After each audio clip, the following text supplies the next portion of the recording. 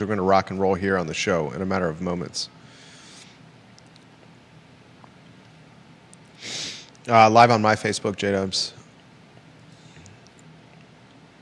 Like and share the show. Like and share the show. If you missed the news I published yesterday citing two anonymous sources with news about a candidate, former University of Virginia School of Law Dean Risa Goluboff. Goluboff. We're going to be talking about Risa Goluboff on today's show. The news has since gone viral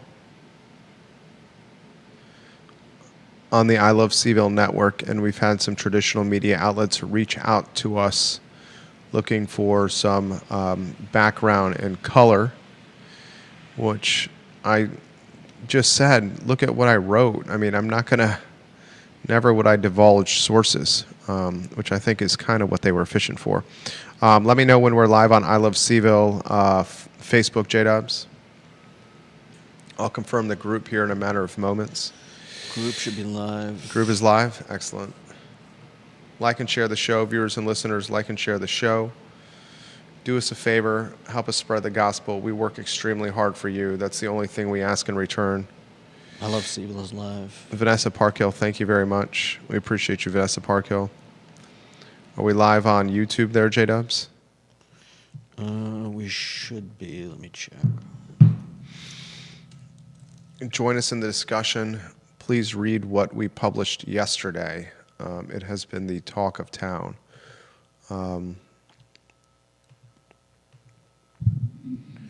Curious of what you guys think, the viewers and listeners, of what has transpired since we've published that. Curious of your take on Scott Beardsley's legacy and what that may be. We're going to take a deep dive on all these topics on the show today, live on LinkedIn, J-Dubs. We live on I Love CVille Facebook. We are live on I Love CVille Facebook. Fantastic. Yep. And confirm YouTube, and then we can rock and roll. YouTube is good. Fantastic. What intrigued you about the show, about what I published yesterday, Judah? What intrigues me is the fact that by all appearances, Beardsley would be a good UVA president, and so his his firing and replacement seems to be just pointless. Political maneuvering. Political maneuvering, yeah.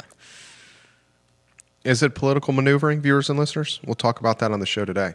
Hammer that like button. Hammer the like button. Like and share the show. Like and share the show on a significant program today in Charlottesville, Virginia, as we're dictating the pace and tempo of the news cycle locally. All right, I think I'm ready to rock and roll. If you're watching anywhere, spread the gospel. Help us spread the gospel of the I Love CVille network by sharing the show on social media. We are live on every social media and podcasting platform. Live on YouTube. We are live on YouTube. Excellent. If you'd like to comment, put it in the feed. We'll relay it live on air. All right, I'm ready to go when you are, J-Dubs. Quiet on the set.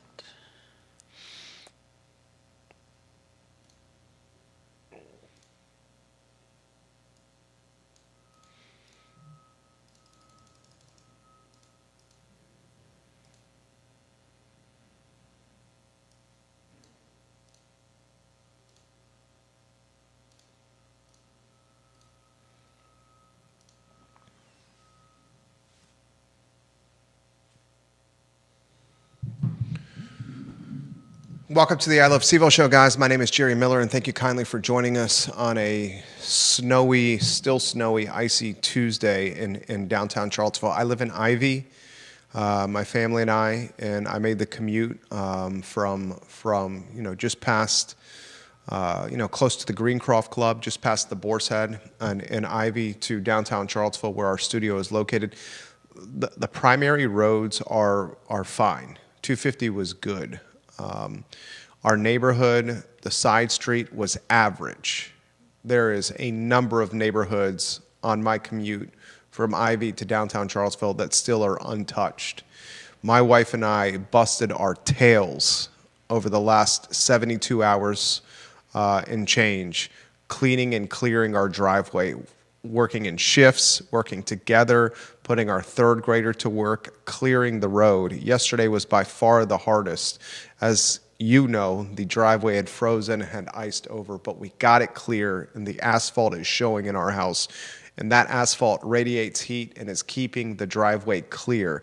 For folks that did not clear their driveway over the last 3 or 4 days, or for the folks that had VDOT or Charlottesville personnel plow their cars or their driveways or their sidewalks in the process of clearing the roads, the offshoot of the plows trapping vehicles and driveways, it's going to be days before people are able to commute around this city. I parked in the Market Street garage this morning because the city of Charlottesville is offering free parking in the garage until 9 a.m. tomorrow, Wednesday. And ladies and gentlemen, walking from the Market Street garage to our building, the Macklin building, where I sit right now, it's less than half a block away. It was treacherous getting out of the garage, down Market Street, and up and on the sidewalk and into our studio. Treacherous, as the plows have created mountains, or like, not mountains, but like barriers, ice barriers all over the sidewalks. This is normal for anyone that lives around snow. Okay, Judas says this is normal. This may be normal for Maine. This may be normal for Minnesota. He's certainly right. Certainly not commonplace in Charlottesville. Yeah. And right now it is ghost town and crickets in downtown CVille. All right, we got a lot we got to cover on the show. I'm not throwing shade on anyone. I'm saluting the people that are running the plows, that are salting and treating the roads, that are getting the roads in condition to drive. Props to them. I would not want that job. Props to them. I'm just highlighting the fact that it was not easy peasy today getting in around town, and as a result, there's few people out there. A lot we're going to cover on the show today. I want to welcome a new partner to the show, Stanley Martin. Holmes is a part of the program right now. We thank Stanley Martin Holmes for being a part of the show. Quality and luxury, craftsmanship, just some of the top neighborhoods built around Charlottesville, Albemarle, and Central Virginia. The team at Stanley Martin Holmes. More from them as this partnership progresses throughout 2026. But thank you to Stanley Martin for being a part of the show.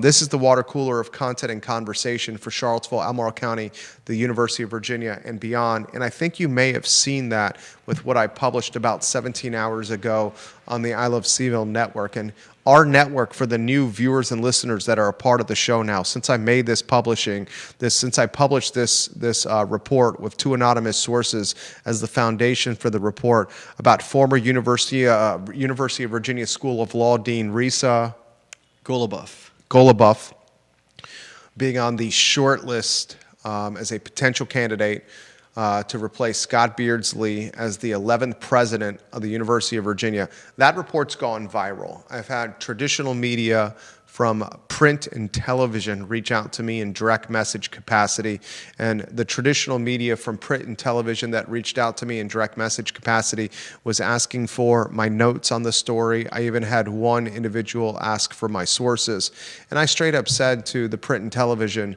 that reached out to me, you can check my reporting, my analysis, what we published yesterday for the information. That's what I stand by. My sources are none of your business. What I felt comfortable offering the world is what I published on the I Love CVille network, and that's that. That was my response. It was in respectful fashion.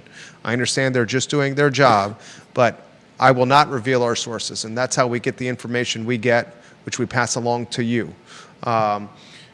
Goluboff is seasoned, is respected, is dynamic, is qualified. She is the first female law school dean at the University of Virginia in the school's history.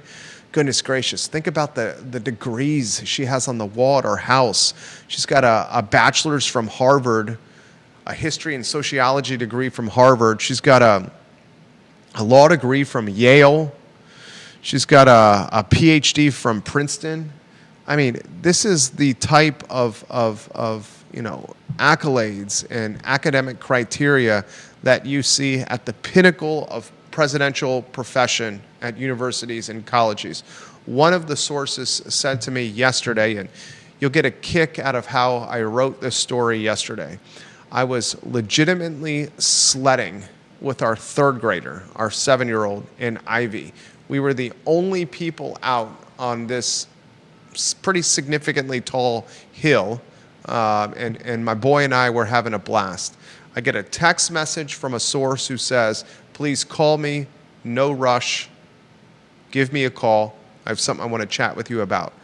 I am on a hill in my snow clothes, North Face, beanie on, gloves on, take my glove off as our 7-year-old is doing a run on the sled by himself. He and I were doing the sled together. I was doing it. He does it by himself. It's a significant hill, so I have 10 or 15 minutes to talk to this individual as our 7-year-old is sledding down and climbing back up the hill. And he passes on to me the news, and I said, this is fascinating. I immediately started jotting down notes while putting the phone on speaker and opening the Notes app on my phone. And I said, I appreciate you passing on this information to me. I need to confirm this with another source who is as connected as anyone I know. And I will then be back in touch with you to verify the veracity or the legitimacy of your intel. I then put a phone call in with our second contact. I followed up with a text message. I get a phone call back about an hour later as I'm getting off the hill sledding with our son. And when I get that phone call back an hour later, the second source confirms everything that the first source said, and then the second source added to the intel by saying this, quote, Gulabov is a potential candidate on a very short list currently being considered by the UVA Board of Visitors. She is atop the list right now, at the very top right now. So the first source who reaches out to me offers intel. I then take that intel and reach out to a second source that is as connected as anyone I know. That second source confirms the intel from the first source without me divulging the name of the first source, just providing the intel to the second one. The second one says, I have heard that to be true, and here's additional color on what's happening.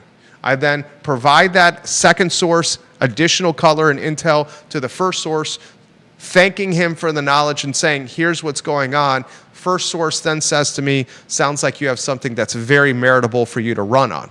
I then take a moment to digest this as we're walking into our home in Ivy and start opening my phone up, the Notes app, and start pumping away what ended up being an hour of reporting literally done on my iPhone 17.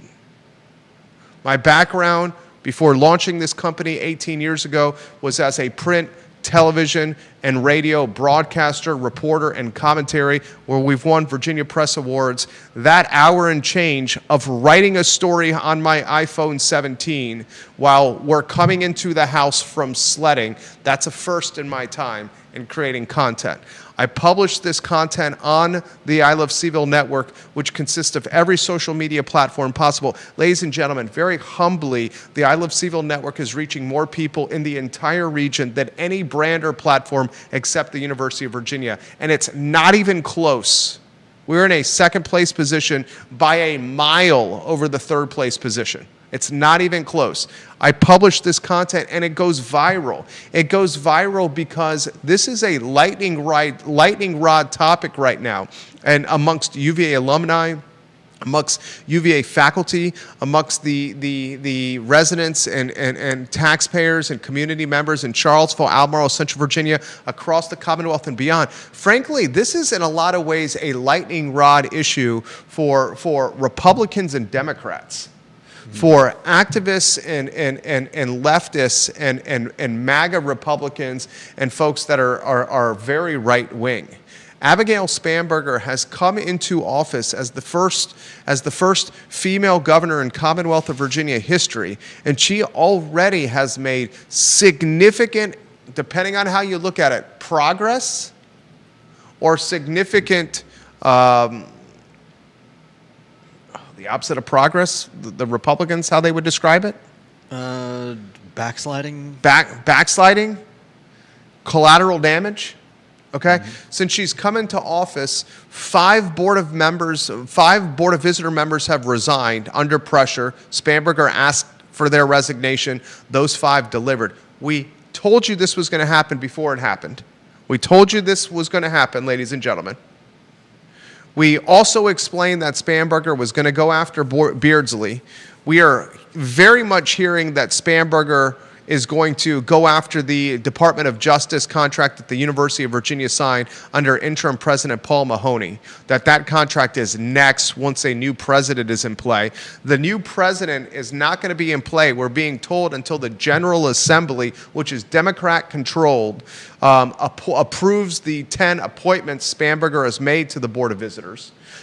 Once these 10 appointments are approved, which is just a matter of time, she's a Democrat. The Democrats control the General Assembly. Once these 10 appointments are approved, Spanberger has total control over the Board of Visitors, and it's by the letter of the law seen as a legitimate board.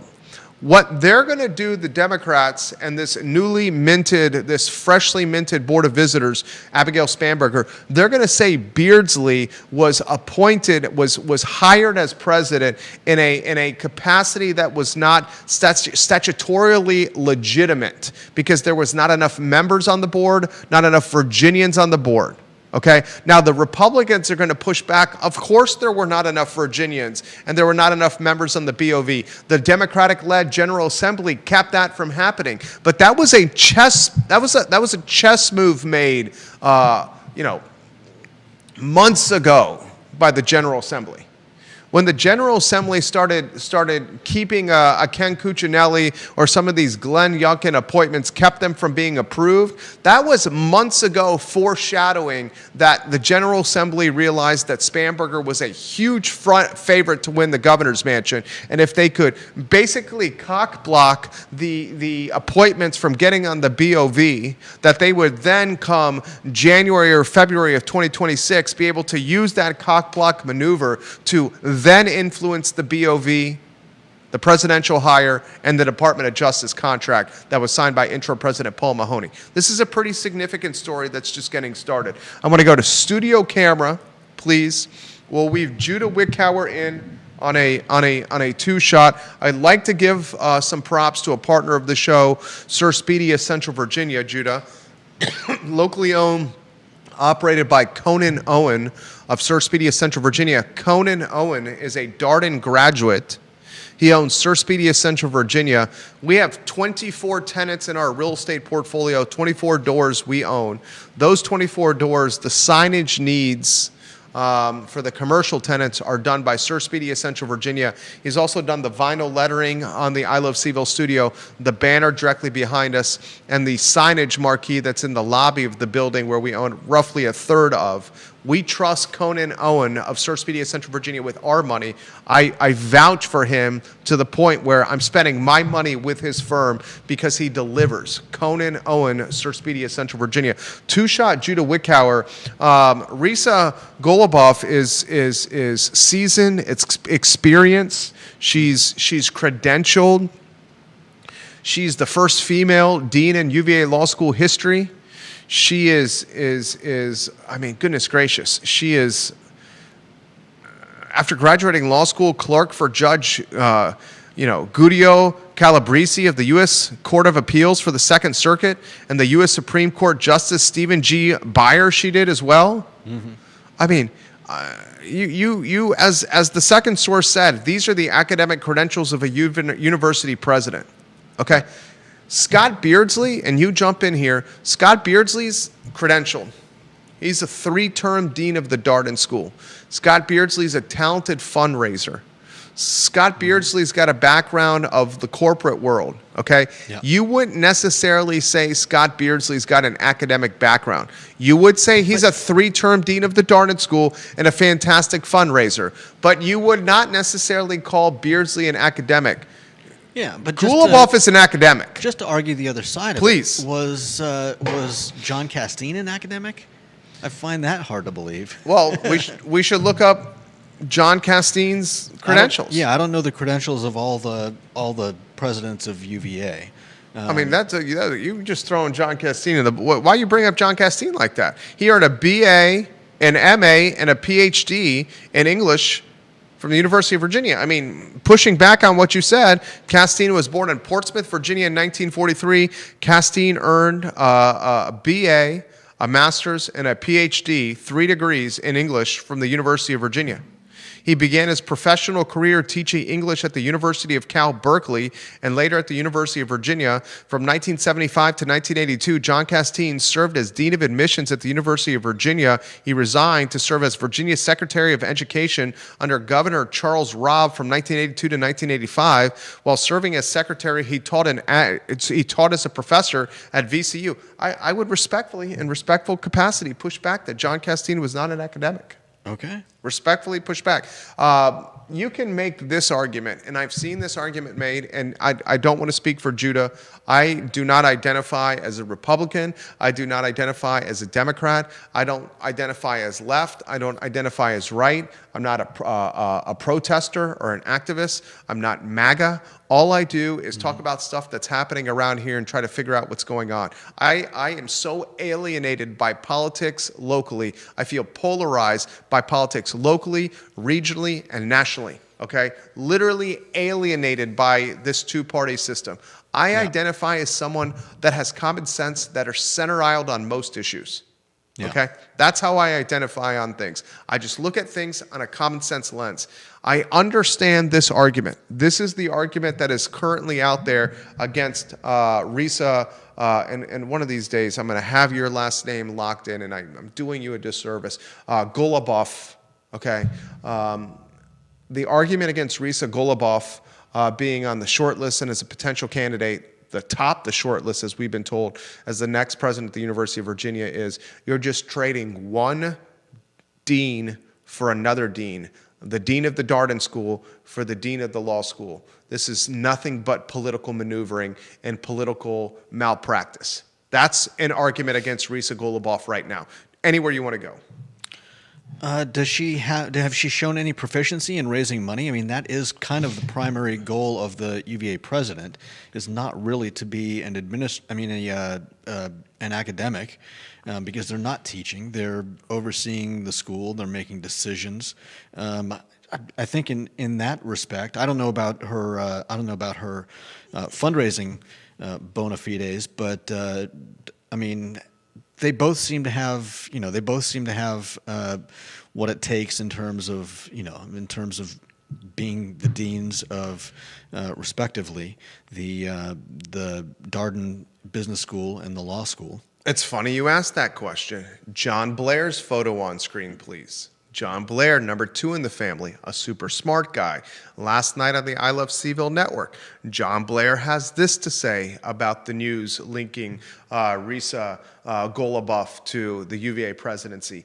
Jerry, this is very interesting what you're reporting. One notable aspect of Risa Golubov's tenure at the University of Virginia, the law school jumped from the 8th best law school in America to the 4th best law school per U.S. News and World Report. More interestingly, John Blair says, the law school endowment nearly doubled during her tenure. As you know, the job of a university president is probably 75% about glad handing and raising money. So she certainly brings fundraising talent to the role. And John Blair adds this. Another interesting aspect of this potential hire, Jim Ryan graduated from UVA Law. Paul Mahoney is a law professor. Beardsley was a Darden dean, and this potential hire is a former law school dean. It's been said for years that North Grounds was a different world than the rest of UVA. Looking at recent and perhaps future presidential hires, I think that's a real angle to this story. I look forward to your analysis as always. John Blair, smart man, John Blair. Very smart man. We appreciate those comments. I want to add this. This was something that was pointed out to me by the first source. Okay? The first source pointed this out to me. The 4 of the 10 appointments, and by the way, John Blair, a graduate of the UVA Law School. Okay? Undergraduate UVA, law school graduate UVA, John Blair. Okay. I want to point this out to you. The first source who called me, who I spoke to on the phone while sledding with our 7-year-old son, said, this is what's out there. Yeah. Very legitimate, and said, offered additional color to me. He goes, as you know, and this is public record, 10 appointments were made by Abigail Spanberger to the Board of Visitors. Of those 10, 4 of them are University of Virginia Law School graduates. And he made that point to me as a suggestion. These 4 that are University of Virginia Law School graduates are extremely aware with this potential candidate, Risa Goluboff, and her criteria, her resume, her CV, her abilities, her talents, her fundraising, her diplomacy, everything. Now, I got this message from number 1 in the family. This is from Deep Throat, number 1 in the family. His photo on screen. Deep Throat had some interesting commentary yesterday. He said, Risa as president, ? Immediately responded in direct message capacity to me, Deep Throat Dead, after I published this last night on the I Love CVille network. So here are his words. Risa as president? I was at college with her. She was a high school friend of my college girlfriend. Know her husband and her son very well. Her son was my kids' camp counselor for several years. She is whip smart, also very progressive, which should be interesting with the Donald Trump administration.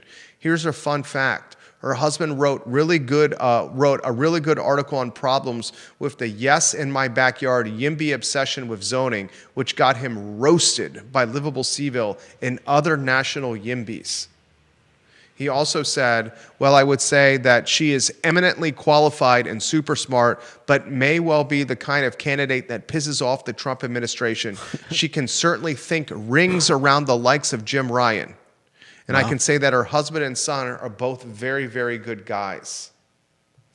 I want to add some more color to what's going on. My inbox, my cell phone, my direct messages are being bombarded right now. Literally bombarded right now by people in the know. The Signal app, which I use to communicate when it's really sensitive information with people in positions of power, the notifications on my Signal app right now show 11 notifications since the show has started on my Signal app. Ladies and gentlemen, we have watching the program right now multiple UVA Board of Visitors members. I can see them watching the show. As is someone tied to Scott Beardsley's office who watches the show on the regular, ladies and gentlemen. There's so much I want to cover on the program here. Viewers and listeners, put your comments in the feed, and I'm going to relay them live on air as we're legitimately driving the news cycle here. I want to throw this to you, Judah. You ready for this? When the 239 pages, and there's lower thirds that we should rotate on screen. We are going to get to Beardsley's legacy in a matter of moments. But when the Jefferson Council Freedom of Information Act requested, and then collected, and then published the 239 pages that were tied to a third-party law firm, Williams and Conley, their report, their analysis of what was going on with the University of Virginia health system scandal. Yeah. Okay. And that analysis, that documentation, that paper trail, that trail of communication basically showed that alleged white-collar racketeering, alleged medical malpractice, alleged fraudulent billing, alleged profits over patients, alleged medical chart changing to maintain performance standards and national rankings, alleged dangerous surgeries on sick and dying children to drive profits when personnel that were performing that surgery told the C-suite allegedly that this is dangerous and we're risking the lives of these kids, and then allegedly the C-suite told those doctors, do it anyway, we need the money.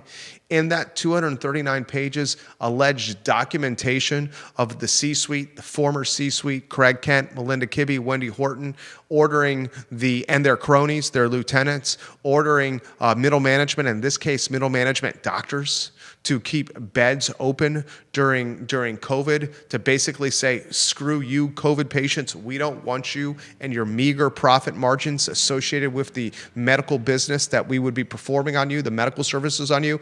Yeah. Stay away from our hospital. We don't want you. We want the elective surgery patients that come in where the profit margins are way better. Forget you, COVID patients. Give us the boob jobs and give us the nose jobs and give us the elective surgeries that drive much better revenue. That's allegedly in that documentation. That documentation is pretty damn clear. It's pretty damn criminal, criminal, yeah. Allegedly. Okay. Mm-hmm. Protecting my ass here. Okay. That report mm-hmm. ended it for Jim Ryan as a second rodeo at the University of Virginia. Jim Ryan yeah. and his potential rise from the ashes, in Easter Sunday, rise from the dead, mm-hmm.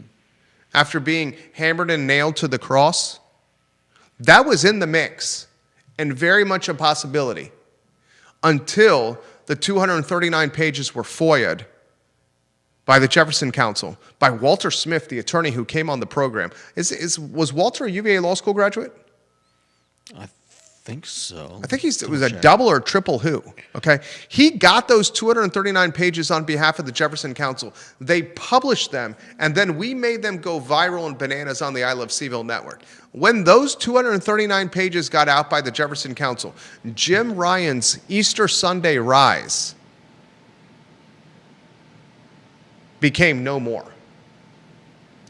I mean, do you think that would really stop Spanberger, the people that she's put in place on the Board of Visitors from putting him in place if they really wanted to? 100%. And why 100% that will prevent, why 100% that would prevent a second rodeo with Jim Ryan is mm-hmm. because the collateral damage associated with the second presidential run with Jim Ryan at UVA was too significant that even Democrats in Virginia, even Democrats in the UVA alumni base, even those of Democratic ideology around Spanberger and the BOV could not stomach a second run with Ryan after the specifics in that 239 pages came out. Because it showed that at best, ignorance was his excuse. At best, he turned a blind eye. At worst, he was complicit. Bingo. And I say this all the time. You hear me say this all the time. Ignorance is not an excuse. Mm-hmm. Not knowing what's happening is not an excuse. Okay? And he's the president. And the allegations paint a pretty good picture that he wasn't ignorant of what was going on. Bingo. The paper trail suggests he was in the know all along. And how the first source also said this to me yesterday, how Jim Ryan initially went on record mm-hmm. with the anonymous 128 doctors who were screaming, crying afoul of alleged medical malpractice and alleged criminality at UVA Health System, and how Jim Ryan initially came out and said these 128 anonymous doctors are nothing but bitter malcontents. A small percentage of people that are bitter and malcontent that are a part of any professional organization, just chalk that up to them being the guys and gals that did not get invited to the prom. And now they're bitching and moaning about not being on the biggest night of the senior year in high school with the rest of their friends. His response to those anonymous 128 was unprofessional, was far from public relations savvy, showed an individual that didn't understand a true grasp of the significance of what was happening. Yeah. Showed an individual that probably didn't understand the criminality, the alleged criminality of what was happening. Showed an individual that could not see the forest through the trees. Yeah. Okay? That response showed all those qualities of Jim Ryan. And then the 239 pages come out, and then Jim Ryan is off that list. So Spanberger, who told the entire world on the campaign trail, Spanberger told everyone, ladies and gentlemen, everyone, do not pick a president for the University of Virginia. Abigail Spanberger, the governor, told everyone in Virginia, any media that would listen, do not Board of Visitors, Glenn Youngkin appointments, Glenn Youngkin BOV, pick a president. Do not. She foreshadowed. She told us. She told us that this was going to happen. Okay? And I'm not sure if the Beardsley removal is going to be the climax. I'm not sure if it's part of the denouement. I'm not sure it's not the falling action. I'm not sure exactly. It's to be determined what the climax is in this story. The climax of this story may be the Risa Goluboff hire, if she is in fact hired. My reporting right now is she's a shortlist potential candidate. The extent of it is shortlist and potential candidate. Okay? But we know Jim Ryan's off the list. And we know Beardsley's days are numbered. Now I'm left asking you this question, and viewers and listeners, we're going to open up the comments on the feed to you, the viewer and listener, here in a matter of moments. I'm going to ask you this question. Scott Beardsley, as you put that lower third on screen, the legacy lower third. What is Beardsley's legacy if he is in fact, his days are in fact numbered as president of the University of Virginia? What's his legacy, Judah Wickower? You jump in, then I'll offer my thoughts on this. That's a tough call. I think he probably becomes a hero at the Darden Business School for his exit package, essentially. Whether or not he gets the whole $8.5 million, I've seen arguments that not all of that will be coming to him, depending on how this plays out. But I think at the very least he's getting $3.5–4 million. I think he goes down as a hero in the Darden School for taking a bad situation and turning it into a halfway decent golden parachute. Here's my prediction, and I'm going to toot my horn right here. As the city of Charlottesville is plowing the roads and trying to crack these ice barriers literally outside our studio. Can you go to the Market Street cam? Did we miss them right there? Yeah. Do you see the ice barriers outside our studio? Those front loaders are picking up ice and dumping it in the back of a giant dump truck. Giant dump truck, yeah. Yeah. My prediction of what's going to happen in my crystal ball, I think I have a crystal ball around here. It's heavy. This crystal ball is so heavy. It's time to bust out the crystal ball. I'm literally going to get the crystal ball out. Studio camera.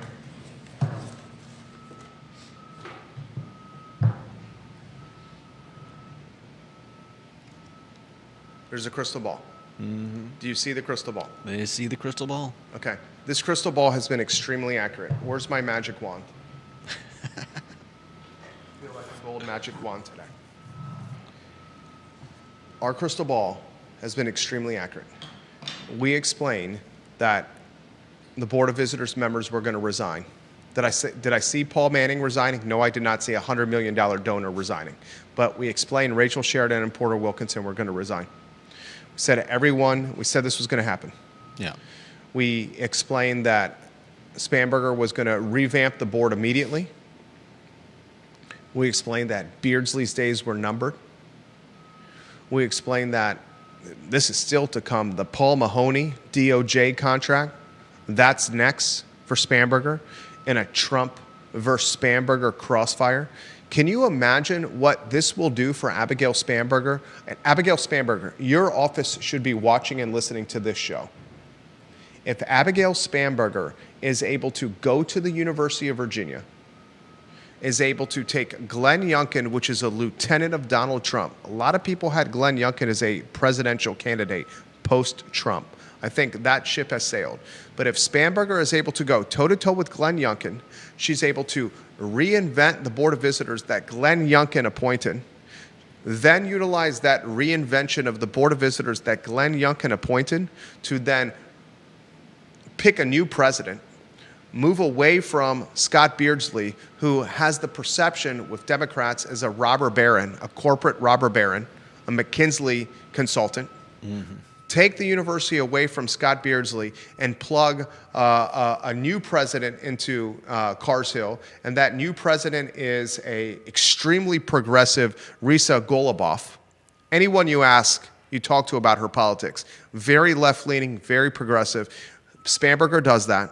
Then Spanberger bucks up, flex her chest, flex her muscles, and goes toe-to-toe with the Department of Justice and the Trump administration. And she says, this contract that interim President Paul Mahoney signed with you, Donald Trump, and the DOJ is no more. And takes the contract and proverbially and perception-wise tears it apart and gives the one-finger salute to the DOJ and Donald Trump. Then Donald Trump is going to do this. He's going to say, for 2026, 2027, and 2028, I am not going to give the University of Virginia in federal funding somewhere between $500 million and $1 billion. No one knows the exact number. We know the federal funding allocation yearly is between $500 million and $1 billion. Donald Trump is going to say, screw you, UVA, because of this governor. I'm not going to give the University of Virginia $500 million to $1 billion a year for 2026, 2027, 2028. Spanberger is going to say, fine, keep your money, Donald Trump. Then Spanberger is going to go to the deep-pocketed University of Virginia alumni that has many billionaires in it, folks.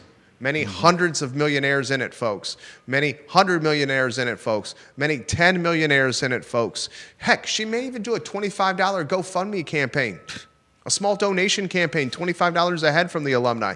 And they're going to make up the difference, the federal funding lost from the Trump administration, $500 to $1 billion a year, every year through 2028. That will make Abigail Spanberger presidential.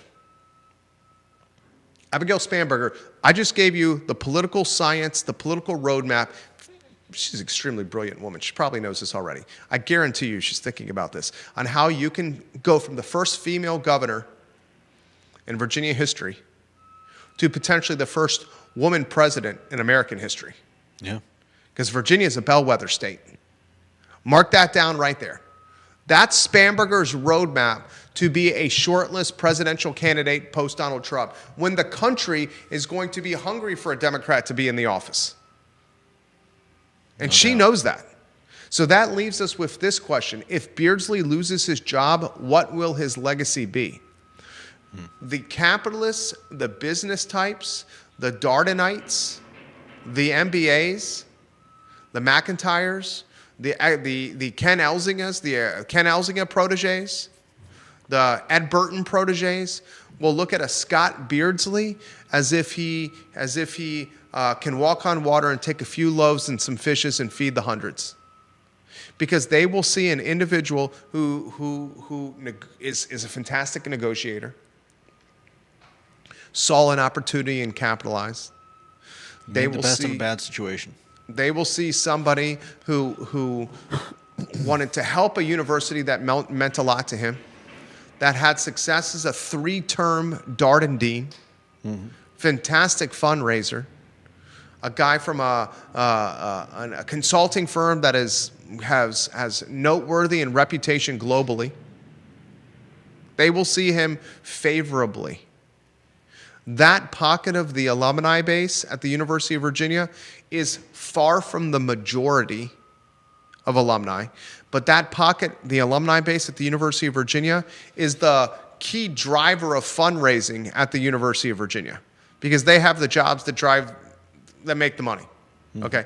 Now, the antithesis to that pocket of alumni, okay, the type of alumni that is left-leaning, that is activist protests, even left of center.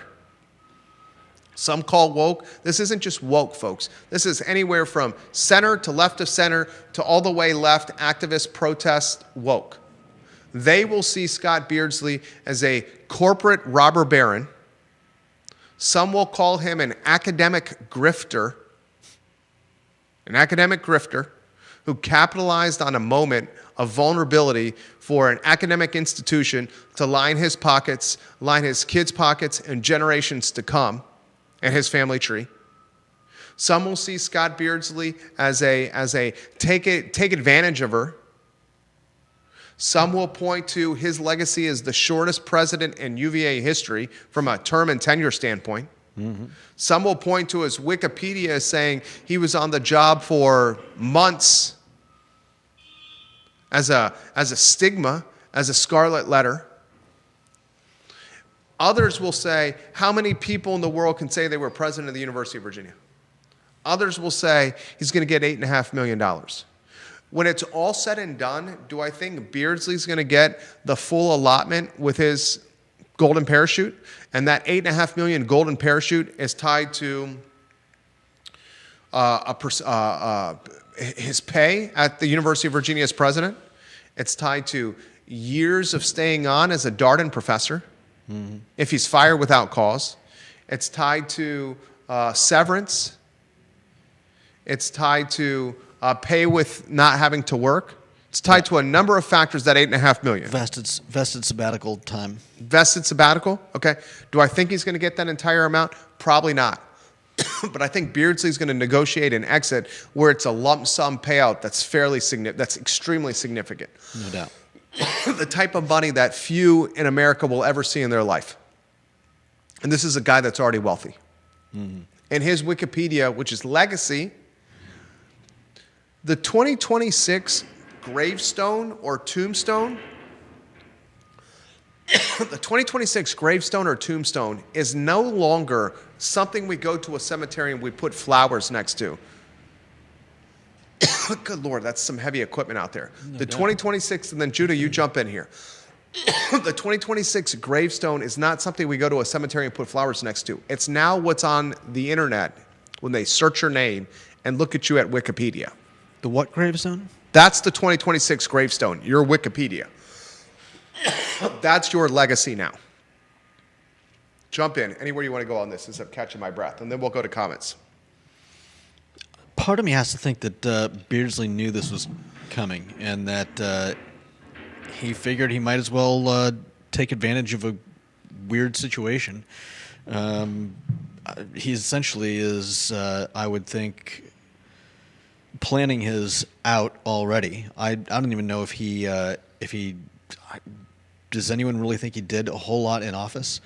He must have been essentially maybe not holding his breath, but waiting for the other shoe to drop for all of this to take place.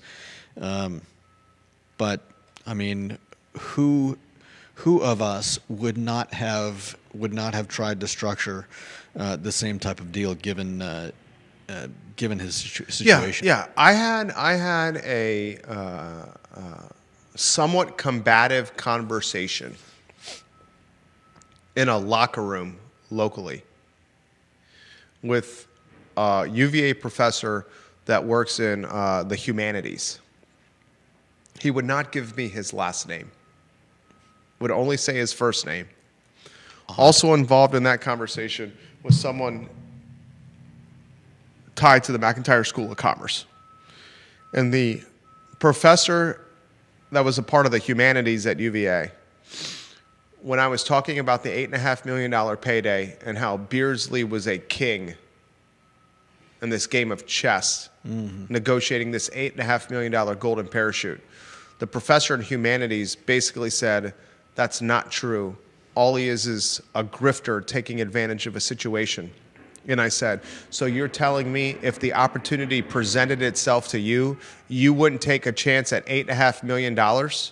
And he was silent. Then he questioned my morality, literally my morality, by saying that this man is a king on a chessboard because he negotiated this contract and this opportunity. He says, that shows where your moral compass and your integrity is. And I then responded to his question of my morality by saying, so you wouldn't take the $8.5 million opportunity if it presented itself to you? And he said nothing again. I'm distressed by how little logic I see in a lot of the arguments on social media these days, and this is one of them. Here's a guy who, from what we know, was one of 4 candidates during a search for a UVA president. He had, I don't believe, any control to say, hey now, the incoming governor has told us to hold up and put a pin in this and come back to it later. He clearly saw that they were going to go ahead with what they were going ahead with. And what are you supposed to do? You're one of four people. He may have had a good idea that he was top of the list. And so do you say no? Do you say, he had no way of knowing how this is ultimately going to turn out, and I think he made a smart choice, and clearly gave himself a good out. Can someone tell Charlottesville City Manager Sam Sanders to stop the heavy machinery and equipment outside the studio right now? Can you put the Market Street camera on right now? There's a dump truck. Is that a backhoe clearing the ice? Can they see that? Oh, they're helping each other. It was. I don't know if the. Can the viewers and listeners see that? I don't know if the viewers can see that, but that.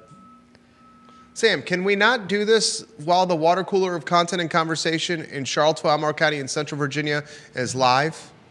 Please, City Manager Sanders, can you radio in? Jim Tolbert, can you stop this, please? There we go. Jim Tolbert and Sam Sanders, please stop this. Getting a little help, getting that comments continue filled. to come in. All right, two shot us right now. This is from Albemarle County Commonwealth's Attorney Jim Hingley, very smart man.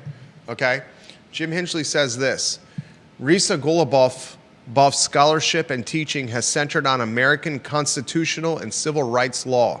Her knowledge of constitutional and civil rights law is a huge asset for a university president at a time when relations between universities and the federal government have become increasingly contentious. No doubt. That right there is a fantastic comment from Jim Hingley.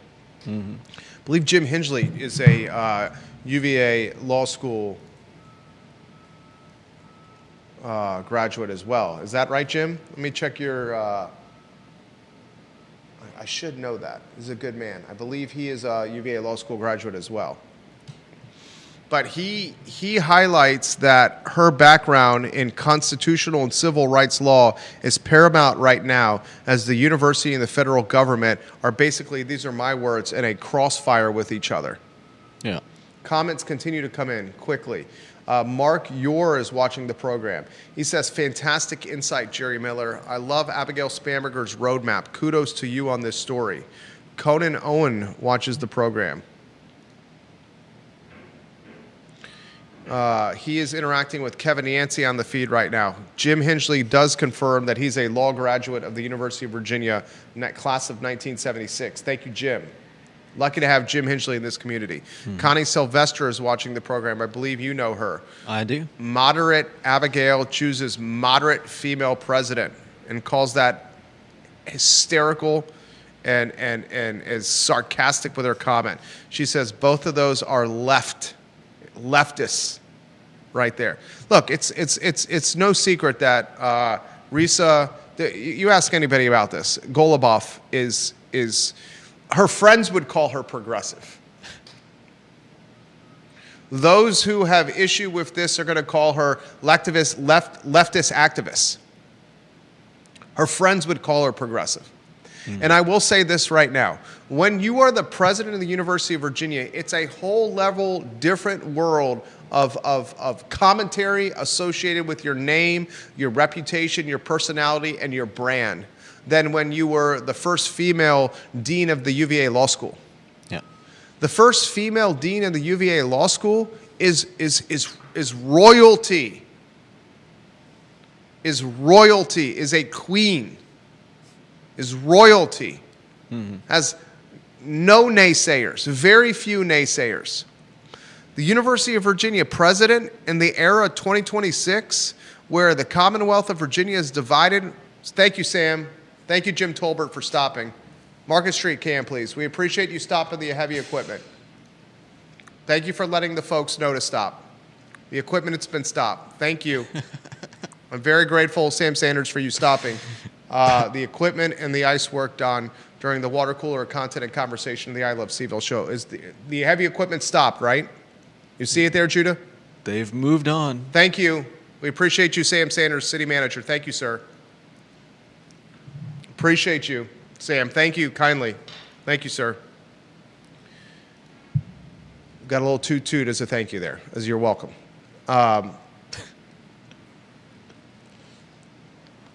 She goes to Cars Hill, and she enters the... Minefield? Yeah, she's in Lion's Den. Yeah. Daniel or Meshach and Abednego? Daniel was in the Lion's Den. Shadrach, Meshach, and Abednego were at one point tossed into a giant furnace at the base of a statue. Reese's somewhere, some hybrid of Daniel in the Lion's Den and Shadrach, Meshach, and Abednego in the burning furnace. Yeah. Right? You saw it with Jim Ryan. Jim Ryan, when he got to office as president, to when Jim Ryan resigned, to say the man was weathered is an understatement. Look at Barack Obama, or look at George W., or look at Bill Clinton getting into office and leaving office, and the impact it does to their face and their physicality, their appearance. To say it weathers you is an understatement. That happened to Jimbo Ryan. Mm-hmm. Who's still getting paid by the University of Virginia, by the way. Yep. Comments are coming in. We should put up a bet, or at least a poll, on how many former presidents UVA can continue paying at one time. So you got or how many presidents and former presidents we'd have? Jimbo Ryan, Jim Ryan, Scott Beardsley. I don't think Paul Mahoney's getting paid. I'm sure he got paid something for. Well, his he got time paid as interim, but he's not paying. But right, but he's not. He wouldn't be continuing to get paid. You're right. YouTube Red-handed A367 is the handle. Red-handed A367 is watching on YouTube. John Castine was absolutely an academic, Judah, as was Teresa Sullivan, following John Castine. Castine and his vice president and COO, Leonard Sandridge, had a great partnership that their successors have come nowhere near replicating, in my humble opinion. And that's from Red-handed A367 on YouTube. Thank you. That's good to know.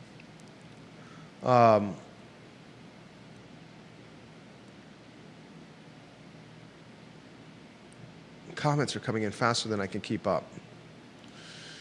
Tina Wyatt Breeden, Susan Oliver, welcome to the broadcast. Print, radio, and television is all over the show. Lauren and Ivy watching the program. Barbara Becker-Tilley watching the program. We appreciate you, Barbara Becker-Tilley. Jehu Martin, Mr. Belmont's watching the program. He says the main objective should be to get UVA off the gossip columns and talk shows and let it get back to teaching and research. It took a lot of work by many parties to help it achieve the academic notoriety that it has. However, all this soap opera is detrimental to its operation and standing. A university strives to attract both a highly qualified faculty and student body. These are not easy tasks, and all this recent dramas have not been helpful. The image after the Nazi weekend was very harmful, and the city magnified the disaster and failing to handle it correctly. This needs to calm down and get off the front pages and allow the university to resume its primary mission of education and research. I'm not a UVA alum, but I would be furious if I were, as each chapter of this nonsense devalues the diploma so many work so hard to achieve. Jehu Martin on the comment. All right, 1:30, we're an hour in on the water cooler of content and conversation as the streets of Market are right now silent with heavy equipment, as it's literally been parked in front of our studio after we asked City Hall to keep the racket down, and they have complied. The camera to Market Street, please. There we are there. We appreciate you respectfully, City Hall and City Manager, in this circumstance for quieting the racket outside the studio. We will get off air here in about 15 minutes, so there's no overtime accumulated by the guys that are patiently waiting outside the studio to do their work. I'll close with this. Anywhere you want to go? You go, and then I'll go. I got a couple great pictures of probably the car that is the most worst off. I've seen a lot of cars essentially hemmed in due to the, I guess you'd call it ice. I mean, it's mostly it's packed snow underneath, but on top it's ice, and I'm sure everyone out there has a good idea of what that's like if you've tried to get your car out yet. You have those photos you can put on screen? Yeah. You put them on screen. You want to close with that? That's a great way to close. Yeah. Show's yours. Describe what we're doing here. This was over across the street from the old glass building, and this car, I'm not even sure how this happens. I'm guessing a lot of that snow came from the parking lot that it's parked next to, and but this is That's brutal. That's the front and side, and I also have a shot of the rear. I can't imagine trying to dig that car out. Yeah, that car's going to be, is it still on screen? Yeah. That car's going to be stuck like that for 2 weeks. Yeah. With single-digit temperatures, and are they calling for snow in the forecast for this weekend, or is that subsided? I haven't really followed it, but the last I heard is that weather models were saying that it was going to push out to sea before it got to us. But we'll have to wait for better. That car models. will be there for a long period of time. No doubt. That car isn't going away anywhere for weeks. I mean, you got single-digit temperatures through Wednesday of next week. Yeah. Unless they come with a group of friends and a bunch of shovels, I don't see that car getting out anytime soon. Yeah. All right, this is what I'm going to close with. Vanessa Parkhill's watching the program. Connie Sylvester watching the program. Literally, print, radio, and television is watching the program right now. Here's what I'm going to close with. And we're going to be talking about this all week long, ladies and gentlemen, here on the I Love CVille Network. The water cooler of content and conversation. And we'll give some love to Charlottesville Sanitary Supply and Charlottesville Swimming Pool Company. These businesses are owned by the Vermillion family, 3 generations strong, 5 generations strong in Albemarle County. The business is 3 generations of Vermillion strong. Charlottesville Sanitary Supply is on East High Street, where they had 50-pound bags of ice melt. Charlottesville Sanitary Supply. And they are the concierge or the consultants of anything swimming pool related locally. Water testing, pool robots, building in-ground pools, building above-ground pools, pool covers automated, pool covers non-automated, anything swimming pool related. You call them first, and they will make sure your swimming pool is optimized. It ain't cheap, so do it the right way. I believe they opened at noon today. They will be. Yep. If I'm not mistaken, they open at noon. They may or may not still have bags of ice melt. I would call them before heading over there, but I believe they were it was like $18 for a 50-pound bag. That's a steal. And I have a kind neighbor who shoveled some of my walkway after I'd gotten it the first time and laid down some ice melt. So it's good stuff. Ginny, who wants to know, where are they dumping the stuff they are scooping from Market Street? Wherever they put it, it's going to be there for some time. We need the Market Street cam on all day for entertainment. Since City Hall and Sam Sanders shut down the heavy equipment while the show was going, I will give them nothing but props and praise. The gentlemen are literally waiting for us to finish the show. I will be out there in a second to let you know that the show is over, fellas. I know in past years, a lot of it went to Barracks Road. They've got a Mount massive, Chipotle? Is that what they called it? Yeah, Mount Chipotle. Yeah. Yeah, they've got a lot of room there, so room for a Mount Chipotle. All right, this is what I'm going to close with. The whole point of the show is to figure out what's going on around here. In fact, cut this into a sizzle reel and syndicate this on the I Love CVille network if you can. Okay? We can mark the time here.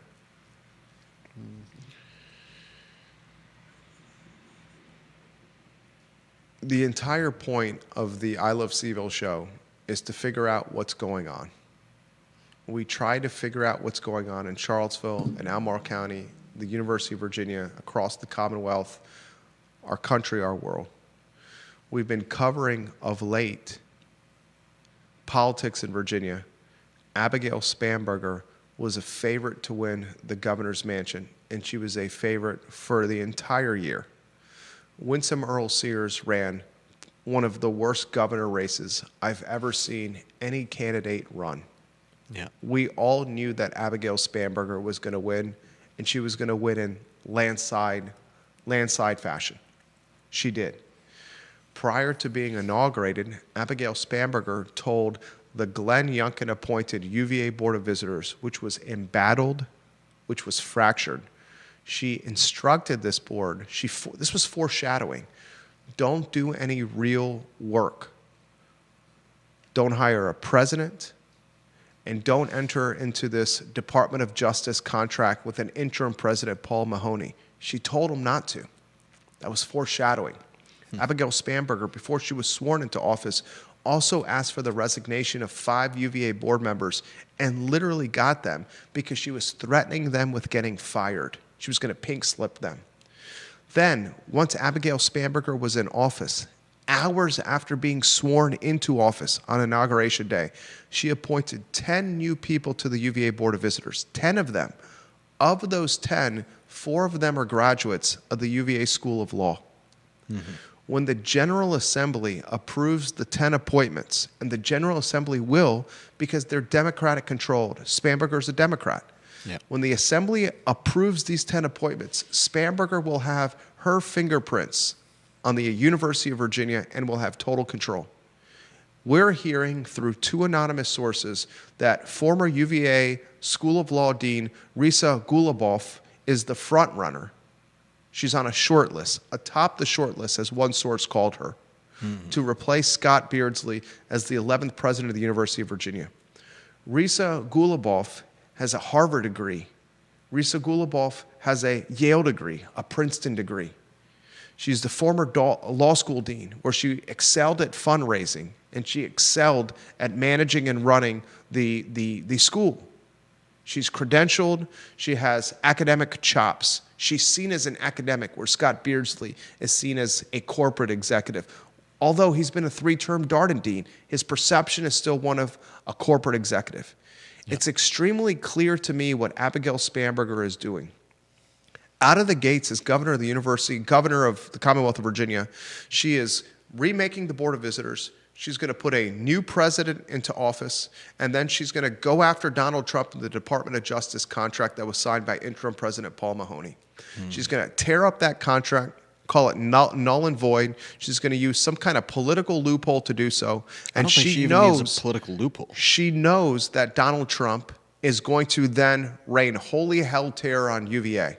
The extent of the holy hell terror that Donald Trump can rain on the University of Virginia is the leverage of somewhere between $500 million and $1 billion a year in federal funding. Trump's only in office for, 3 years and change. 2 years and change. 2026, 2027, 2028. 2 years and change. Spanberger has this decision to make. Can we, as a Commonwealth, this is her thinking, can the Commonwealth or the alumni of UVA float the federal funding loss through 2028? Mm-hmm. And if she believes the alumni is deep-pocketed enough to cover the $500 million to $1 billion in lost federal funding every year through 2028, she's going to tear up that contract, and she's going to say, screw you, Donald Trump, here's the one-finger salute. And she's going to get the alumni to cover the balance, and she's going to do it for 2 years and change. And if she succeeds at this, Abigail Spanberger, in the eyes of Democrats in Virginia, Abigail Spanberger, in the eyes of Democrats in America, will become extremely presidential. And after 4 years of running the Commonwealth, there will be kingmakers in the National Democratic Party that pull Spanberger over and say, Abigail, your time is up in Virginia. Have you considered making a push for the White House? And like that, ladies and gentlemen, our crystal ball is at it again. And like that, ladies and gentlemen, you will see a potential presidential candidate made 4 years before it actually materializes. And that's why you watch the I Love CVille show. Judah Wickower and Jerry Miller.